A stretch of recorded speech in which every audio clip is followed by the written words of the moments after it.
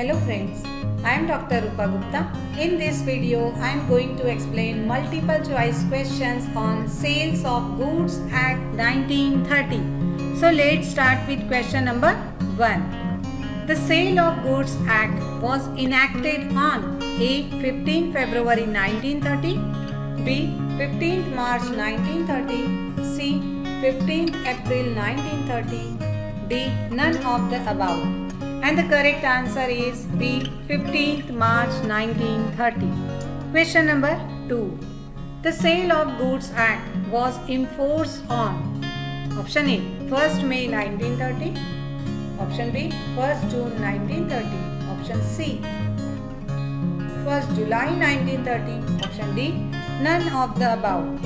And the correct answer is C, and that is 1st July 1930. Question number 3. The Sale of Goods Act 1930 contains option A. 66 sections, B. 68 sections, C. 70 sections, D. None of the above. And the correct answer is A, and that is 66 sections. Question number 4. The Sale of Goods Act 1930 is based on A. US Sale of Goods Act, B. English Sale of Goods Act, C. Indian Sale of Goods Act, option D. None of the above. And the answer is B. English Sale of Goods Act. Question number 5.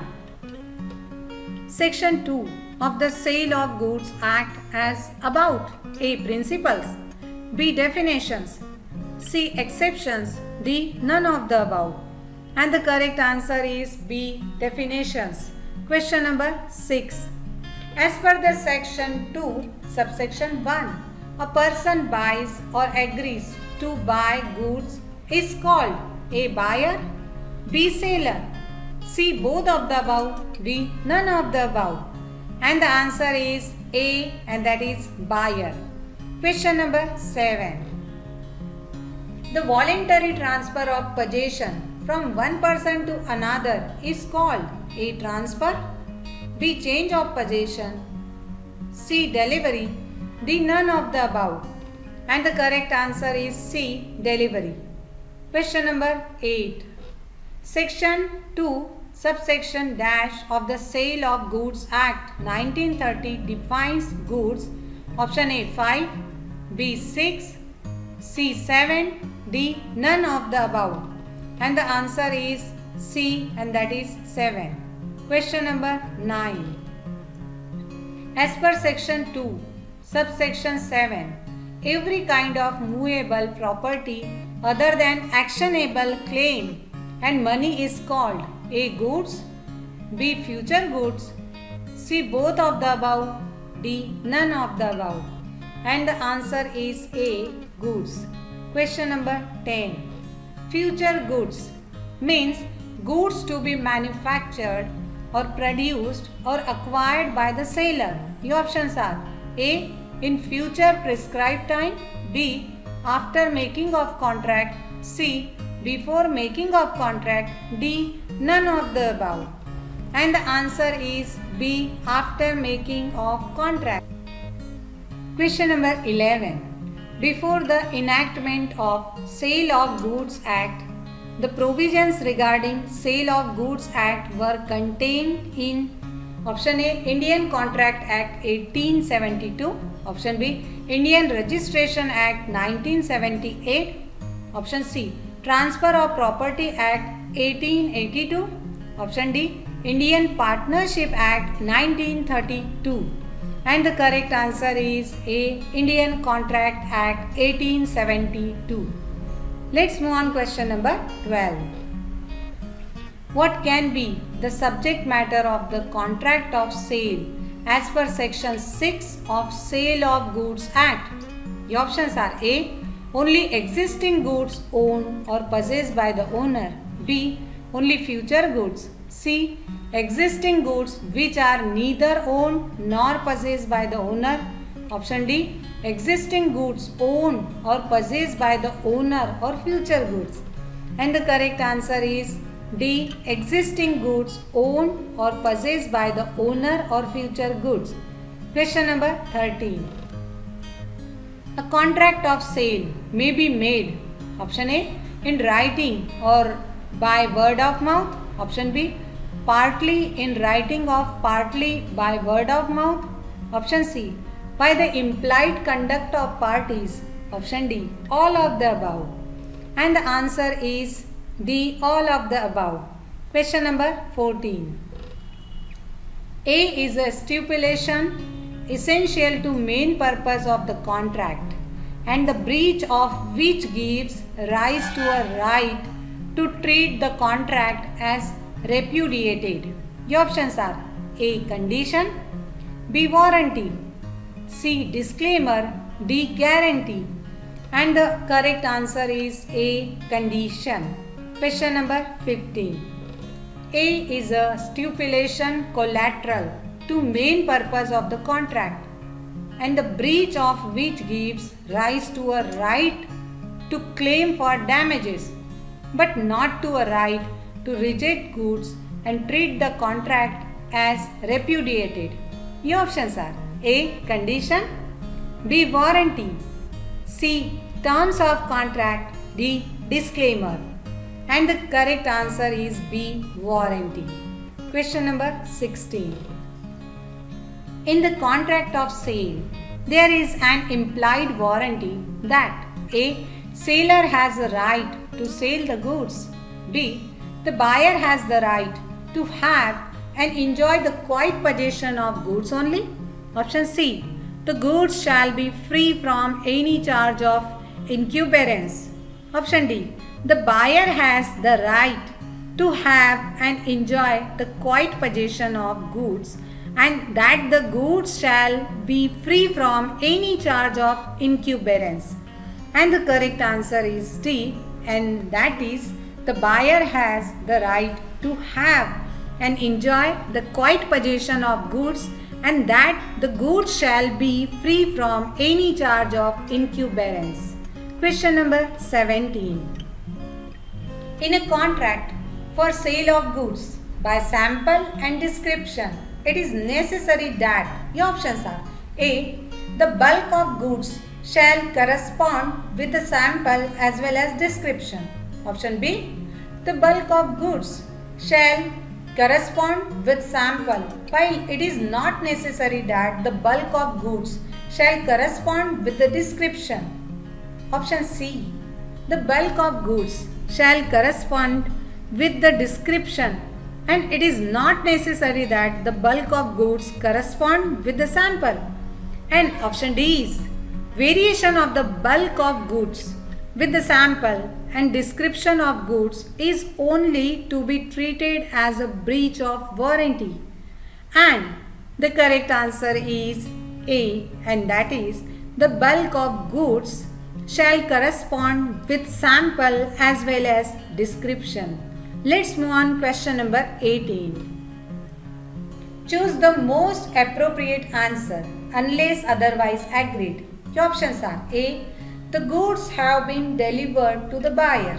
Option B, the goods have been utilized by the buyer.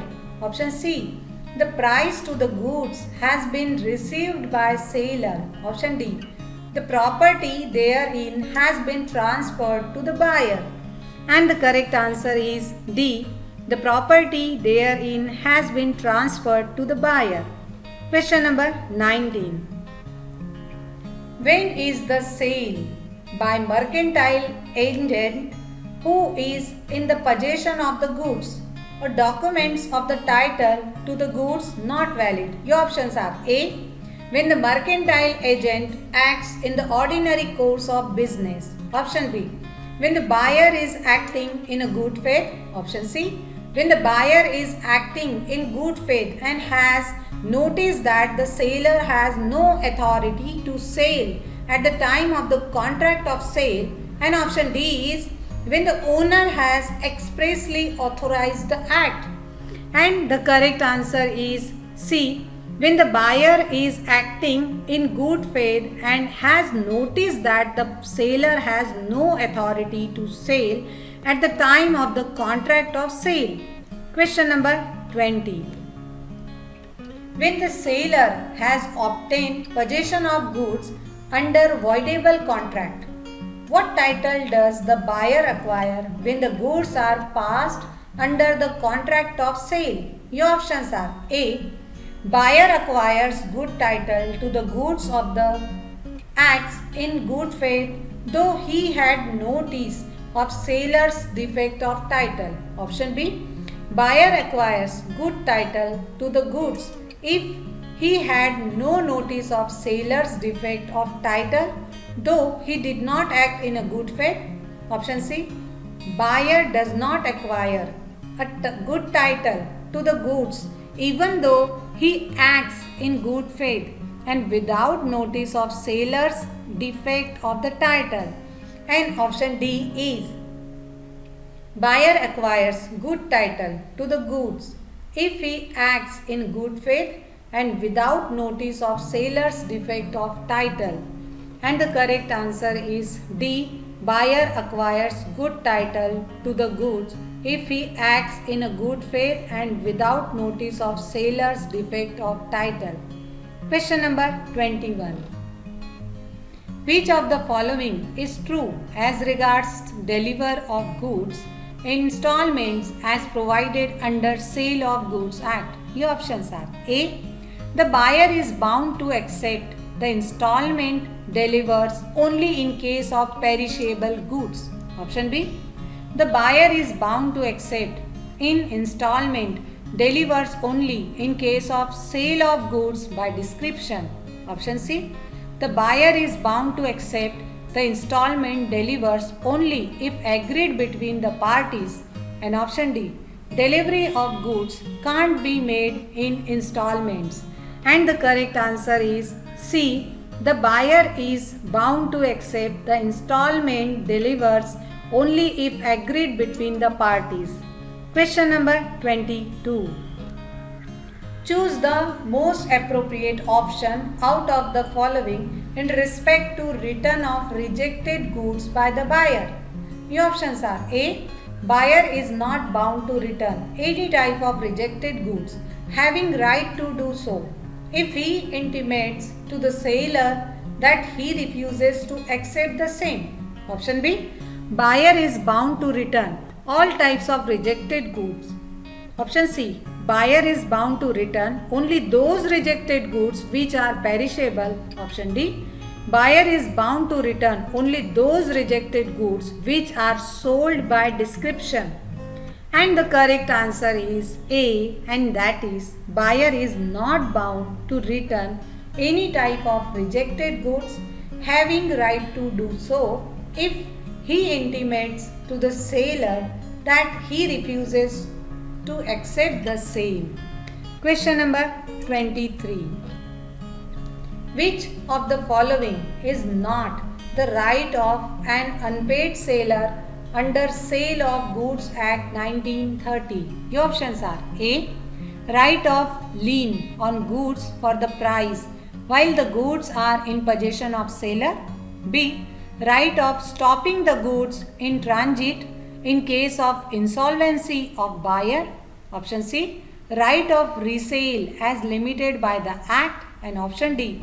Right of withholding delivery where the property in the goods has passed to the buyer. And the correct answer is D. Right of withholding delivery where the property in the goods has passed to the buyer. Thank you.